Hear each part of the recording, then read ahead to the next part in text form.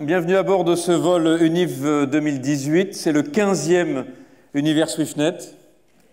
Il y a 15 ans maintenant, nous étions en 80 à peu près, au sous-sol de ce qui s'appelait à l'époque Reuters, qui s'est ensuite appelé MySys, qui maintenant s'appelle Finastra. Et là, nous étions avec quelques pionniers, j'en vois 2 qui sont à la retraite au premier rang. Mais voilà, d'autres qui ne sont pas encore à la retraite, qui sont toujours là, merci Bénédicte, tous ces pionniers qui étaient là et qui ont fait en sorte que Swift puisse proposer une offre aux entreprises qui s'appuie sur ce qu'elle faisait de super pour les banques et qu'on puisse en faire quelque chose d'aussi utile pour les entreprises. Il y a un peu de monde aujourd'hui puisqu'il y a 1370 inscrits, dont 810 trésoriers d'entreprises et personnes de leurs équipes. Je ne vais pas vous dire que c'est un record, parce que tous les ans c'est un record, mais bon, grosso modo, on est à peu près à la capacité de l'avion, ce qui tombe bien. Voilà. Le programme d'aujourd'hui est absolument classique. Nous allons nous retrouver avec des sessions plénières, ça marche. Voilà, donc des sessions plénières à 8h45 maintenant, 10h45, 14h45 et 17h15. Les ateliers à 8h30. À 9h30, pardon. En fait, j'aimerais qu'on me passe les slides correspondants. Voilà. Suivant, les ateliers. Merci. Les ateliers à 9h30, midi 20, 14h et 16h. Et ensuite, vous avez un truc extraordinaire. Vous venez d'en voir un avant-goût. Les interviews qui permettent à ceux qui ont envie de s'asseoir tranquillement de venir écouter quelque chose d'intéressant avant les sessions plénières. Ces interviews sont organisées et sont présentées par Cécile Desjardins, notre journaliste bien-aimée. Vous venez d'entendre François Wyss, vous aurez Jérôme Billot à 10h35, Sébastien Guillot à 14h35 et Laurent Leloup à 17h05. Voilà, ça c'est pour la partie habituelle. Petite nouveauté cette année, pardon, nous avons un univers FinTech Lounge. Qu'est-ce qu'un univers FinTech Lounge ? C'est la suite de ce que nous faisons depuis 2-3 ans avec les FinTech. Et donc, nous avons créé dans l'espace qui s'appelle la Corbeille, un endroit où vous pouvez trouver des FinTech. Il y en a 12 qui sont là, c'est 12 qui ont répondu à notre proposition, que vous pouvez retrouver là-haut en permanence. Quand vous sortez des ateliers, quand vous allez aux ateliers, c'est sur la route, donc vous ne pouvez pas les louper, dans l'ancienne Corbeille. Et c'est un endroit où vous pouvez aussi aller prendre votre café après les ateliers de 9h30, c'est-à-dire à 10h, prendre votre café après les ateliers de 16h, c'est-à-dire à 16h30, et déjeuner à 12h50. Il y a un point de déjeuner de plus, puisque nous sommes plus nombreux dans l'avion. Il y a donc un lounge supplémentaire pour pouvoir déjeuner. Alors pourquoi nous avons installé notre FinTech Lounge à cet endroit ? J'aimerais que Mathieu Roux, le nouveau directeur du Palais Brognard, nous rejoigne pour qu'il puisse nous expliquer pourquoi nous avons fait ça là. Alors Mathieu ne doit pas être loin. Voilà, Mathieu, merci. Je vous demande de l'applaudir.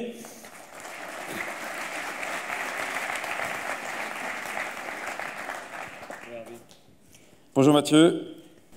Bonjour. Merci Hervé. Déjà, je suis très heureux de vous accueillir aujourd'hui pour la 15e édition. Pourquoi finalement, je pense qu'il y a un véritable sens à vous accueillir ici, dans l'ancienne place de la Bourse, pour traiter de problématiques bancaires de l'ensemble. Vous qui êtes trésorier, je pense qu'il y a des évolutions importantes. Et puis, donc j'aimerais vous présenter aujourd'hui un nouveau projet qu'on souhaite lancer à la Bourse, qui est finalement la place. La place, pourquoi ? Puisque vous avez donné un peu une introduction par rapport au FinTech Lounge. Donc je vais vous expliquer assez rapidement en quoi ça consiste et finalement pourquoi on veut le lancer ici, donc à l'ancienne place de la Bourse. Aujourd'hui, le Palais Brongniart, c'est un centre d'événements, un centre de convention qui accueille à peu près 400 événements par an, mais avec une programmation qui est choisie, avec à peu près 30 à 40% des événements qui sont axés sur l'innovation, et plus particulièrement dans le domaine de la finance donc, et de la banque. On veut créer demain finalement un lieu qui soit finalement un lieu de rencontre, c'est ça qui est important à retenir, entre acteurs institutionnels, grands groupes corporate, investisseurs, start-up, autour de cette thématique qui est de manière générale donc, les fintech, donc que ce soit le fintech au sens large, parce que ça peut être aussi de la surtech, donc dans le domaine de la finance et de la banque. Pourquoi le faire ici? C'est lié finalement à notre histoire. Comme l'a souligné Hervé, ça sera autour de la Corbeille, qui est un petit peu le lieu symbolique du palais, donc au deuxième étage, et donc avoir un lieu qui soit animé, avec à peu près 100 à 150 événements par an, et qui soit finalement un lieu qui soit fédérateur. Il existe aujourd'hui beaucoup d'initiatives par rapport à des incubateurs, des accélérateurs, qui soient des initiatives privées ou publiques. L'objectif, ce n'est pas d'avoir, encore une fois, une initiative de ce type, mais d'être plutôt fédérateur et de se dire qu'en France, à Paris, on peut avoir un lieu qui soit totem de ces initiatives et qui soit finalement une vraie vitrine de l'innovation française et peut-être demain internationale sur ce qui se fait dans ces domaines-là. Donc un lieu fédérateur et puis un lieu qui soit donc animé au quotidien, qui soit vraiment, on parle presque d'exposition, puisqu'il y aura un lieu vraiment sur une visibilité de ces savoir-faire autour de la Corbeille, et puis derrière un autre espace qui va être aménagé sur de l'animation donc hebdomadaire, mensuelle, par différentes formes. Ça peut être des déjeuners avec un expert, une petite conférence de 100 à 150 personnes, des Learning Expeditions, bref, un programme assez vaste qui prend forme donc à partir du 9 avril prochain. Voilà. Merci beaucoup Mathieu. Et donc vous verrez, quand vous montrez à la Corbeille, regardez-la bien parce que c'est la dernière fois que vous voyez un certain nombre d'éléments, puisqu'un énorme écran digital va être installé à l'endroit où il y a une fresque, si ma mémoire est bonne pour l'instant. Oui, tout à fait. Voilà. Ouais. Et puis, vous verrez, derrière, il y a une salle d'atelier qui s'appelle la salle Labarre-Clavel. C'est pareil, regardez-la bien, c'est la dernière fois que vous la voyez, puisqu'elle va être transformée avec l'espace qui est devant pour faire un ensemble hyper convivial, dans lequel l'an prochain, nous aurons un univers FinTech Lounge pour accueillir 30 FinTech et non pas 12. Voilà, merci beaucoup Mathieu. Merci. Voilà la suite du programme. Évidemment, comme on l'a dit en introduction avec la petite interview que vous avez vue de François Wyss, nous allons parler de Know Your Customer. Alors pour ça, je vais demander à tout le monde de sortir son petit device sur lequel vous avez bien entendu installé ConnexMe. Je pense que je vous ai suffisamment expliqué qu'il fallait prendre ConnexMe, etc. Et vous allez nous dire ce que vous pensez de la réglementation. Mais vous avez le droit qu'à un seul mot. Et nous allons afficher un petit nuage de mots qui va nous permettre de savoir ce que vous pensez de la réglementation. Voilà. Alors je vois que les banquiers ne sortent pas leur lourdeur, enfer, contrainte. Ouais, ça commence bien. Voilà. Alors, merci à tous ceux qui votent, à tous ceux qui donnent leur avis. Je pense qu'on est en plein dans le sujet. Et je vais demander maintenant à Patricia d'accompagner nos orateurs de ce matin.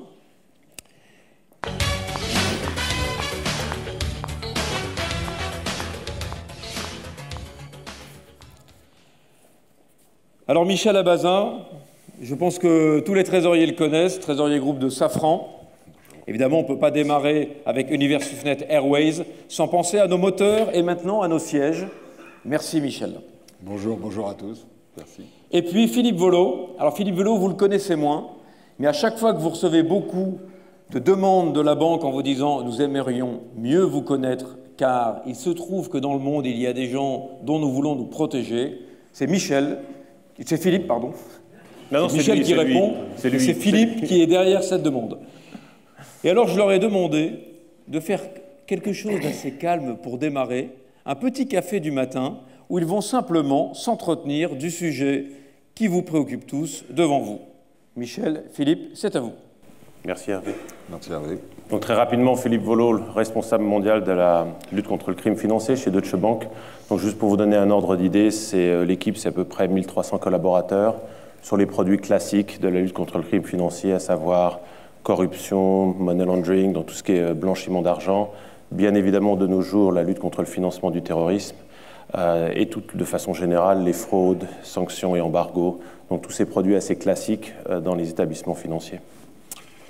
Et donc je me présente, Michel Abaza, donc je suis le trésorier du groupe Safran. Enfin, je pense que vous spécialisez donc dans l'aéronautique et la défense, récent acquéreur de Zodiac, et qui a fait un peu la une de la presse ce week-end avec un gros contrat, notamment dans les moteurs en Inde. Voilà, et client de Deutsche Bank. Et à ce titre, quand je dis client de Deutsche Bank, j'ai vu les mots défiler sur l'écran, on est très concerné par les KYC, donc par les Know Your Customers, à plusieurs titres, puisqu'on a plusieurs établissements bancaires. Au sein même des banques, on a plusieurs branches, et chacune ne sont pas coordonnées, et on reçoit une multitude de demandes un peu erratiques à différents moments de l'année, quelquefois plusieurs fois dans l'année, de fichiers à remplir, d'interviews à avoir sur ce qu'est Safran. Ce qui nous surprend, pour être très honnête, Philippe, parce qu'on est quand même un groupe coté. Je raisonne là d'un point de vue grand corpo, avec des données publiques multiples, réglementées, et la plupart des informations qui nous sont demandées sont connues sur le marché. Et j'essaye de comprendre un peu pourquoi il n'y a pas le travail en interne, au niveau des banques, en amont, de filtre avant d'aller chez le client, lui imposer en fait une certaine lourdeur administrative. Oui, bien sûr. Alors je pense qu'on pourrait en parler pendant des heures en réalité, mais on va essayer de faire bref. C'est un sujet compliqué. Alors il faut, si on se met un petit peu en retrait par rapport au sujet lui-même, l'objectif final, encore une fois, il reste légitime. Hein. C'est la demande des régulateurs et des pouvoirs publics pour les banques d'avoir une vraiment très bonne connaissance de leurs clients, de savoir qui ils sont, quelles sont les activités qu'ils font, et de pouvoir, comme vous le savez certainement tous, faire une activité de monitoring et de contrôle en permanence sur ces clients, pour éventuellement, s'il y a un problème, s'il y a un sujet, faire une déclaration de soupçon et bien évidemment aussi s'entretenir avec les clients sur les raisons de certaines transactions, ce qui peut de toute manière fondamentalement aider les clients par moment. Maintenant, sur le processus lui-même d'identification, sachez que c'est compliqué pour vous, c'est aussi très compliqué pour nous. C'est-à-dire que vous n'êtes pas sans savoir qu'on a un poids réglementaire qui est très important. On a chez nous Deutsche Bank, on vient de mettre en application la 4e directive européenne, qui rajoute encore des obligations sur les établissements bancaires. Et effectivement, quand vous décortiquez cet ensemble de réglementations, alors surtout pour une banque comme Deutsche Bank, on a des relations avec les mêmes clients, mais depuis les États-Unis, depuis l'Angleterre, depuis différentes localités, ça nous oblige à gérer un processus de demande de documentation qui est très complexe pour nous également. Le problème, et je suis ravi de l'avouer, c'est que la façon dont on gère actuellement est compliqué pour vous. C'est-à-dire qu'on est en train d'essayer d'avoir un processus un peu plus simple. Il est vrai qu'on manque de coordination en inter quand on va se rapprocher d'un gros groupe. On va avoir nos collègues à Londres qui vont effectivement se dire, voilà, on a adopté ce client il y a 1 an. Alors ça peut être une petite succursale ou une entité du groupe, hein, bien évidemment, mais la réglementation nous oblige à faire ces identifications par entité juridique. Ça c'est pareil, on ne peut pas, hélas, s'adresser à la maison mère et dire, voilà, on a essayé, pour être très honnête avec vous, on s'est rapproché de certains régulateurs en disant, voilà, la maison mère est cotée, est-ce qu'on peut se rapprocher de la maison mère? On leur demande juste une lettre nous disant, voilà, les 200 entités avec lesquelles vous traitez font partie du groupe Safran, et puis voilà, la vie est belle et on peut continuer à travailler ensemble. On ne peut pas le faire. C'est quelque chose qu'on ne peut pas le faire, donc on est obligé de se rapprocher de chaque entité, de demander les éléments qui nous permettent d'identifier le client correctement. Et actuellement, ce que l'on essaie de faire, nous, en tant qu'établissement bancaire, c'est au moins de faire ça sur des mois qui soient très précis. On aurait le mois Safran, par exemple, où on se rapprocherait de l'ensemble des entités du groupe au même moment, avec la même façon, en demandant alors des documentations, encore une fois, qui ne sont pas toujours les mêmes. j'ai pas les mêmes obligations par rapport à la Fed que par rapport à l'AMF ici ou par rapport au FCA. Donc on a des obligations très, très différentes. Mais c'est vrai que je suis le premier à avouer que c'est un processus qui est assez lourd. Ouais, c'est d'autant plus lourd que, en fait, quand on reçoit tes demandes, elles n'ont rien à voir avec les demandes de tes confrères. Et chaque demande est plus ou moins lourde. Alors, il y a certaines banques qui font le service minimum, ce qui a tendance à nous arranger d'un point de vue administratif. Ce qui a probablement, c'est un peu la schizophrénie de l'exercice qui a, donc, comme je disais, simplifie le process administratif, mais d'un autre côté nous fait nous poser des questions sur la rigueur de leur, entre guillemets, flicage des flux. Dans un second temps, et puis on va aux banques qui sont un peu plus jusqu'au boutiste, où il faut montrer patte blanche sur la totalité des flux. Et c'est là où il est important, je pense, et tu me le confirmeras ou pas, mais de voir où est-ce qu'on doit placer ce curseur un peu mondial, parce que on peut malheureusement pas se contenter d'un curseur par pays ou par continent. Le curseur mondial, à savoir jusqu'à quel degré intrusif doit-on aller, est-ce qu'il faut standardiser ce questionnaire, sachant que chaque société est un peu différente, donc les réponses sont forcément pas les mêmes. Je peux prendre l'exemple, nous on travaille dans l'aéronautique, la défense, je peux comprendre qu'il y ait une certaine volonté d'aller gratter un peu sur certains flux, notamment quand on regarde un peu ce qui s'est passé dans les années récentes ou ce qui revient régulièrement dans la presse. Maintenant, je ne suis pas convaincu qu'une industrie qui travaille dans la bière ou dans le jouet une société a besoin d'avoir le même degré d'investigation sur ces flux. Et faire la part des choses est assez délicat. Alors, plusieurs commentaires sur plusieurs sujets que tu as évoqués. Commençons presque par la fin. Alors, sur la différence entre le producteur de bière et ce que vous faites. Alors, d'une certaine manière, on est en train, nous, de compliquer la vie chez nous pour vous la simplifier.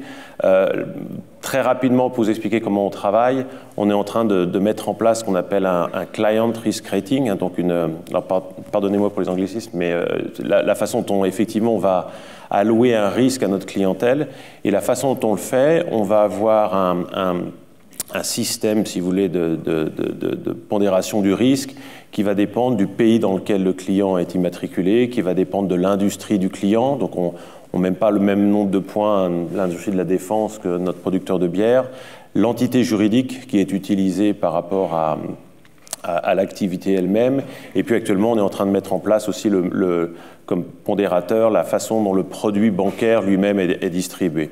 Le but pour nous, c'est quoi? C'est d'arriver à une classification de nos clients entre les risques élevés, les risques moyens et les risques faibles.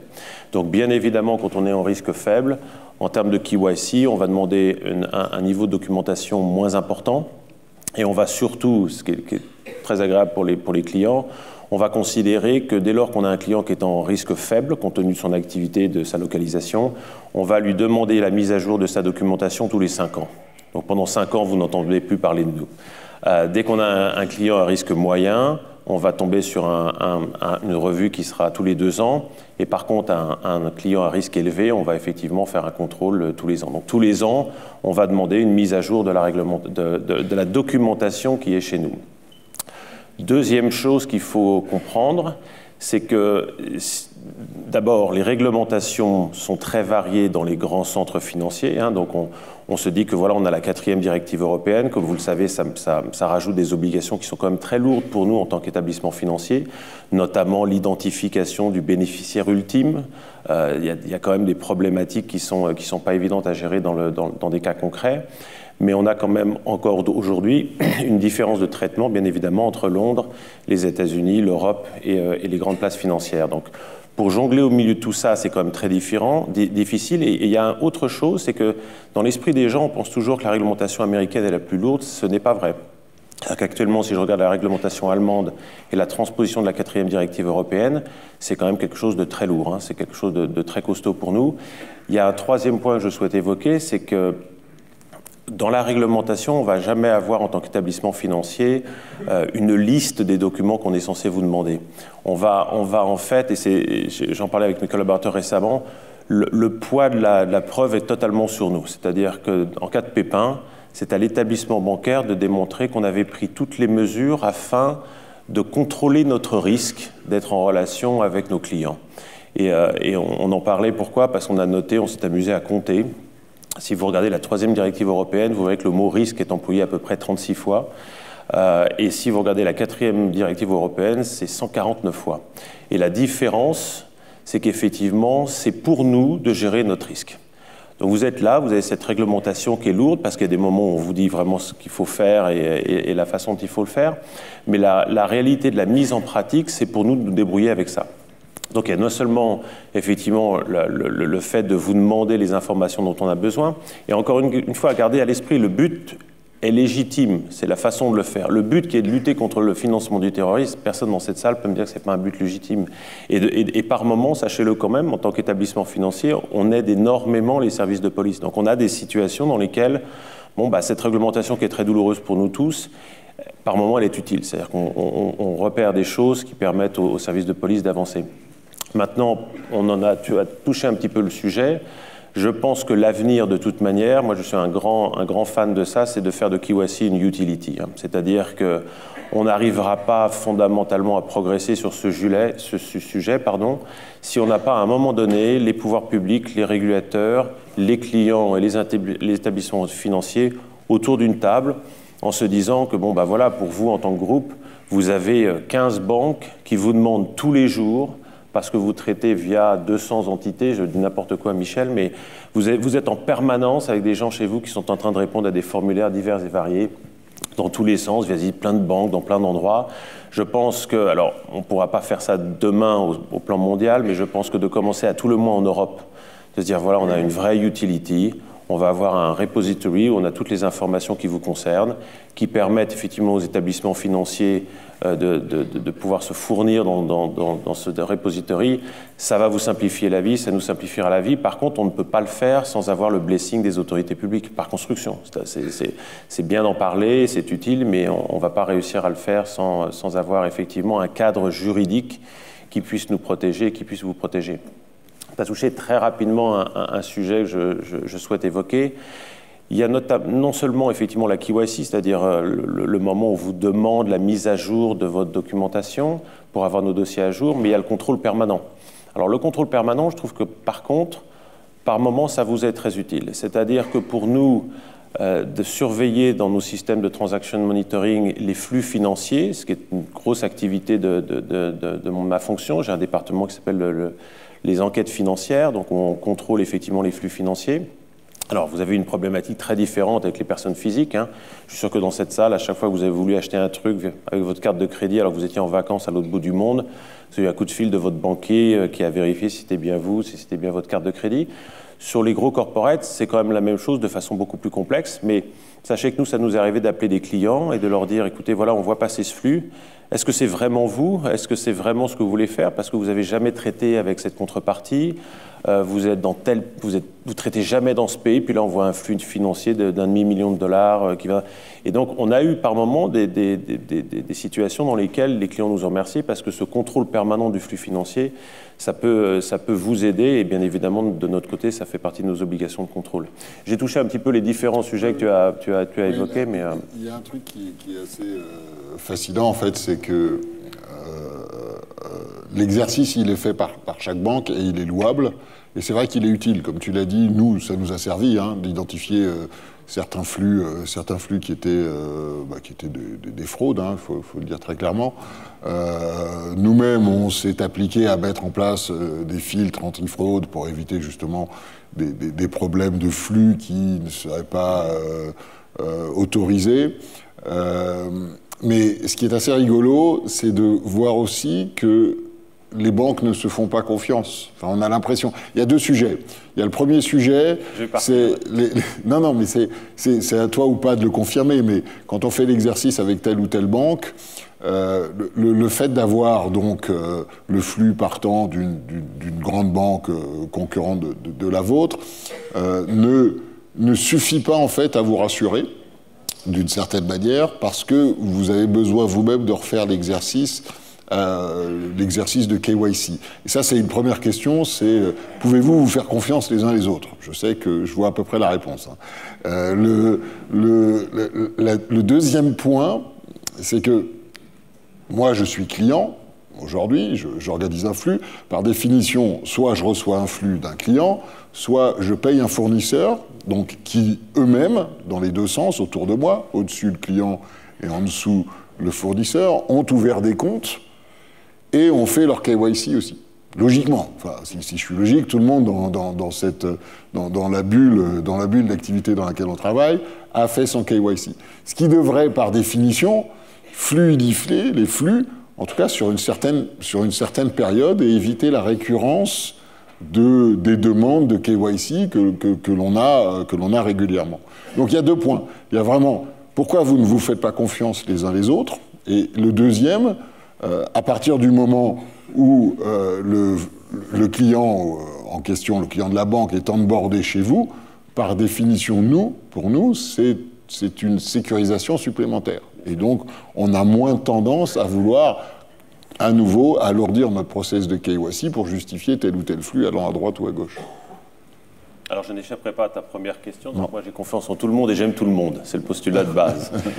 Mais bien évidemment, encore une fois, je vais en revenir au cadre juridique, c'est-à-dire que je ne peux pas rentrer dans un système dans lequel, effectivement, si l'une des autres banques a fait sa KYC, avoir une confiance totale dans la façon dont ça a été fait. La réglementation ne me le permet pas. Donc la réglementation m'oblige, moi, en tant qu'établissement financier, à mettre en place ma gestion du risque qui comprend effectivement mon KYC, mon contrôle permanent, etc., etc.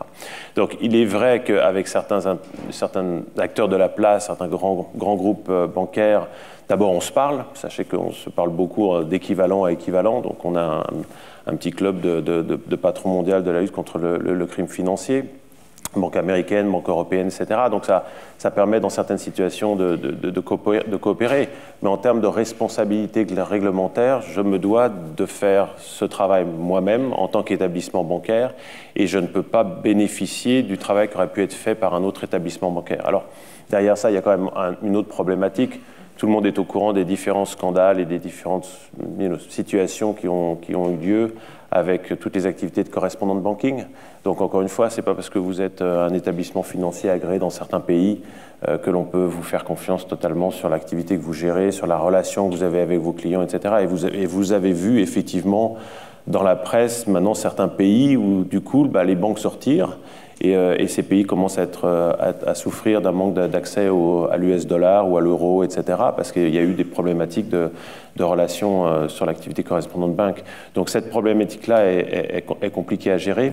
Mais encore une fois, sur la demande de la documentation, hélas, à ce jour, je ne peux pas me baser sur les autres établissements financiers, je n'ai pas de repository et je suis obligé en permanence de m'assurer que ces documentations qui me parviennent, on a aussi des obligations quand même, dans certains cas, d'avoir une capacité à contrôler de façon indépendante la réalité des informations qui nous sont données par nos clients. Ce qui veut dire qu'on nous amène à ne pas devoir faire confiance à nos clients instantanément. C'est aussi une obligation réglementaire. Et le dernier point que je souhaitais mentionner, même si tu ne l'as pas abordé, c'est que, hélas, tout ça en plus a un coût. C'est-à-dire que ça a un coût pour vous, parce qu'il vous faut des gens à répondre à ces questionnaires. Pour nous, c'est un coût impressionnant. C'est-à-dire qu'on s'arrache les cheveux en se disant, alors on a le modèle offshoring, qui pour moi ne fonctionne pas du tout, c'est-à-dire des gens à l'autre bout de la planète qui envoient des formulaires. Ça coûte moins cher, mais ça rend le processus très compliqué. Je suis plutôt un grand fan du nearshoring, donc c'est-à-dire d'avoir effectivement des centres de compétences qui soient près de nos quartiers généraux, dans les grands centres financiers dans lesquels on book nos clients, dans lesquels on gère la relation clientèle. Mais ça représente chez nous quand même beaucoup de collaborateurs. Les 1300 collaborateurs que j'ai aujourd'hui font uniquement la lutte contre le crime financier sur les produits dont je vous ai parlé au début. On a derrière, donc dans la première ligne de défense, donc au sein des business, on en est, je crois, à plus de 3000 personnes qui font la KYC.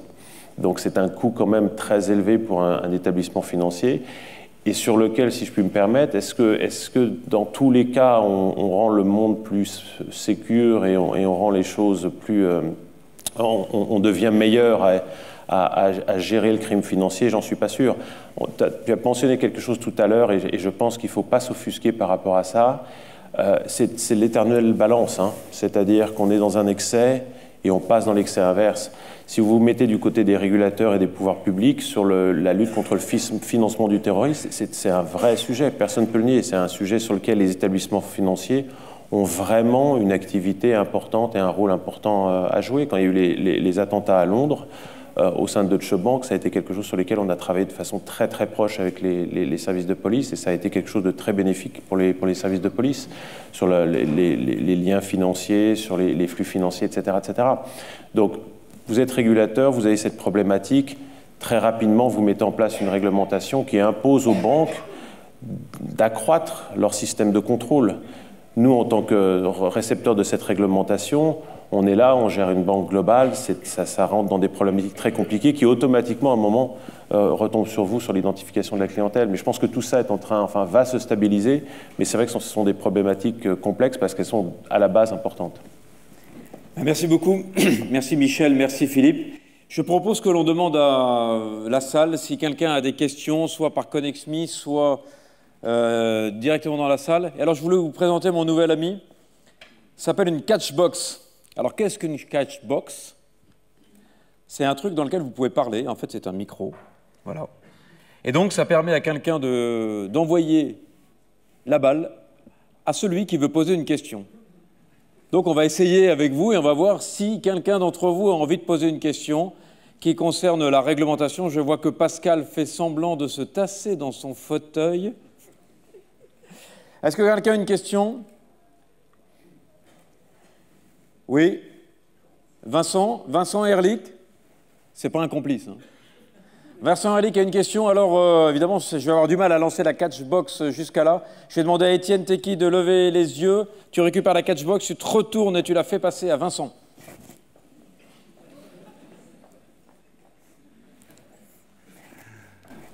On parle là ou... C'est bon là? Oui. Une question, effectivement, je comprends que la réglementation, pour plein de raisons, vous avez besoin de voir vous-même les documents. Est-ce que du côté corporate, on pourrait imaginer un registry où on les dépose et ensuite vous allez les chercher?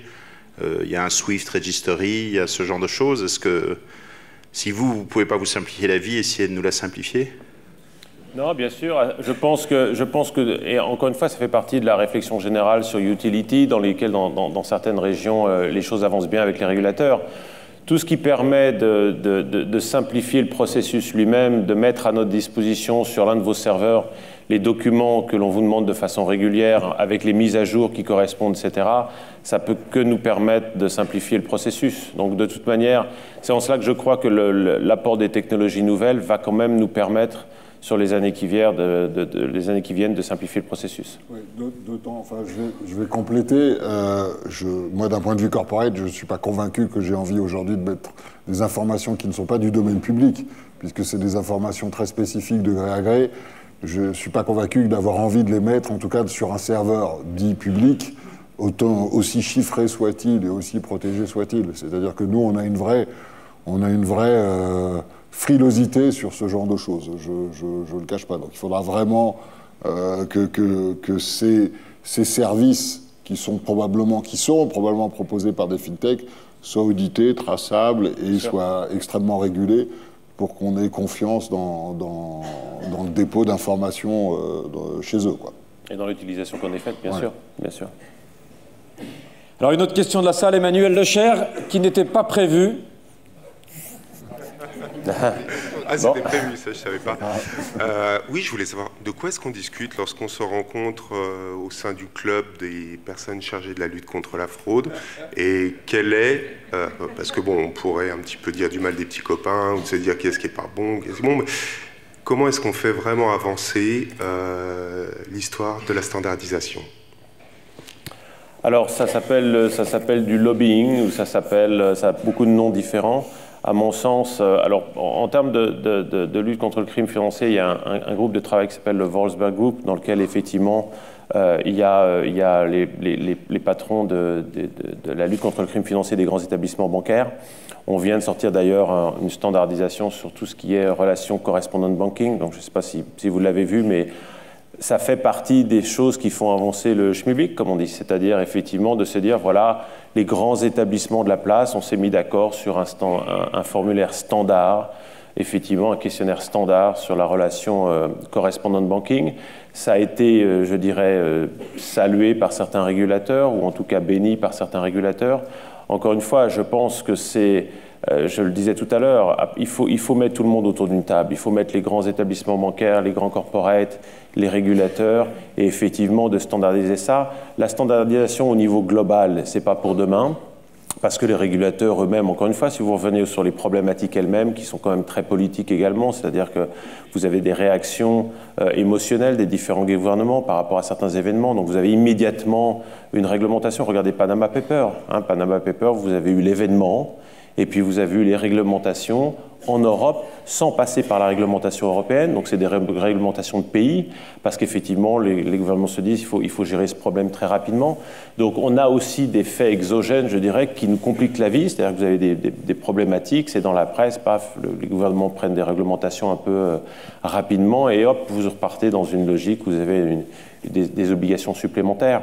Mais si on reste optimiste, je pense que le travail de Wolfsberg Group avec les corporates, avec les gouvernements, avec les régulateurs, ça permettra d'avancer dans la standardisation. Mais on n'est pas encore là, hélas. Alors, on reçoit une question de ConnexMe. La question est « Quid de KYC.com » Qui veut répondre à cette question KYC.com? Qui connaît KYC.com?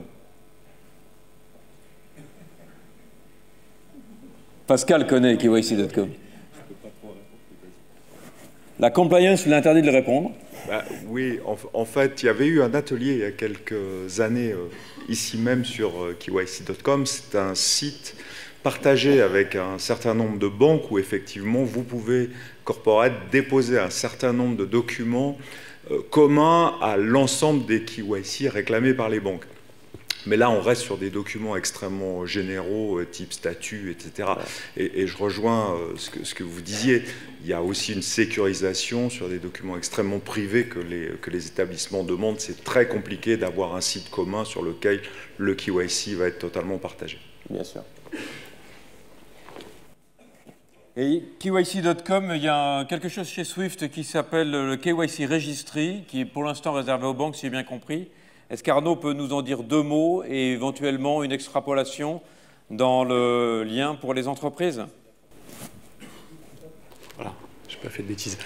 Bonjour à tous. Oui, donc le KYC Registry, M. Volo évoquait tout à l'heure effectivement le Wolfsberg Group et la standardisation qui existe au niveau des établissements financiers sur le cross-border.